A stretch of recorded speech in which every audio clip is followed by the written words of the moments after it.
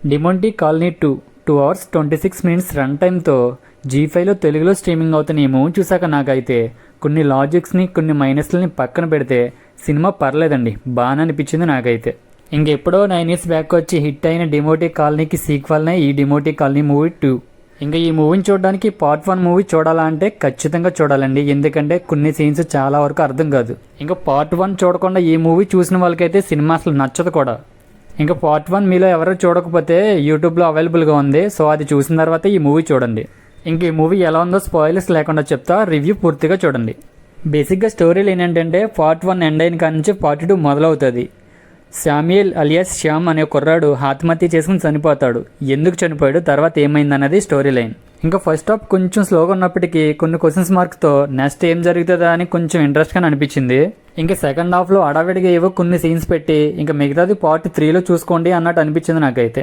ఇంక ఈ మూవీని ఫ్యామిలీతో చూడొచ్చు అంటే ఎస్ చూడొచ్చు, అడల్ట్ సీన్స్ అయితే ఏమీ లేవు. ఇంక ఈ మూవీని పార్ట్ 1తో పోలిస్తే horror scenes and thrilling scenes కూడా చాలా తక్కువగానే ఉన్నాయి. ఇంకా ప్రియ కథకి లింక్ చేసే సీన్స్ అండ్ ఆ బుక్ చదివే సీన్స్ కొంచెం ఇంట్రెస్ట్గా అనిపిస్తాయి.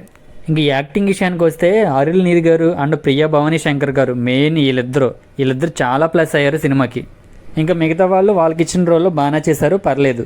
ఇంకా సాంగ్స్ అండ్ బ్యాక్గ్రౌండ్ మ్యూజిక్ విషయానికి వస్తే బ్యాక్గ్రౌండ్లో ప్లే అయ్యే సాంగ్ పర్లేదండి, వినడానికి బాగానే అనిపించింది. ఇంకా బ్యాక్గ్రౌండ్ మ్యూజిక్ అయితే చాలా బాగుంది, సినిమాకి తగ్గట్టుగా చాలా బాగా అనిపించింది కూడా. ఇంకా ఫైనల్గా నేను చెప్పేది ఏంటంటే కొన్ని లాజిక్స్ అవి పక్కన పెడితే సినిమా అయితే ఒక్కసారి అయితే తప్పకుండా చూడొచ్చండి. ఇంకా చాలామంది చూస్తున్నారు కానీ సబ్స్క్రైబ్ చేసుకోవట్లేదు. మీరు సబ్స్క్రైబ్ చేసుకోవడం వల్ల నేను పెట్టే ప్రతి రివ్యూ మిస్ అవ్వకుండా చూడొచ్చు. సో సబ్స్క్రైబ్ చేసుకుని అలాగే పక్కనున్న బెల్ సింబల్ని ఆల్లో పెట్టుకోండి.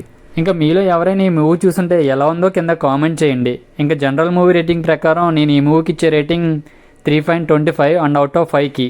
ఇంకా మీకు కనుక నా రివ్యూ నచ్చినట్లయితే లైక్ చేసి షేర్ చేయండి. Thank you for watching.